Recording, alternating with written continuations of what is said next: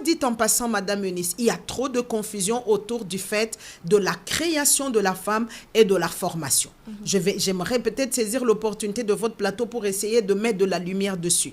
Dieu a créé l'homme et la femme sans qu'il ne soit matériel, sans qu'il ne soit corporel. Oui, parce que c'est tellement déjà simple de le comprendre. Dieu s'est dit, faisons l'homme à notre image. Est-ce que Dieu a un corps? Dieu n'a pas de corps. Donc, c'est à quelle image? C'est à l'image de Dieu parce que Dieu est esprit. Donc, quand on dit, là, comme ceux qui ont fait la théologie connaissent cette loi que je vais citer, la loi de la première mention, ça veut dire, c'est une loi qui nous aide déjà à mener de la lumière sur des zones d'ombre à cause du contexte dans lequel le mot a été utilisé pour la première fois. Donc, dans la Bible, quand le concept femme a été cité pour la première fois, il n'est pas question d'un être qui fait des bébés, qui porte des seins, qui a des mèches, qui porte du vernis. Non, il est question d'un prototype divin.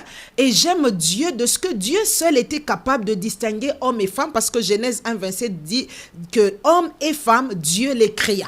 Mais il n'avait pas de chair. Et comment Dieu les distinguait? Donc la femme n'est pas d'abord, j'ai bien dit, d'abord cet être qui porte des robes et des jupes, qui se fait tresser. La femme, c'est un prototype divin créé pour être sur la terre à l'image de Dieu.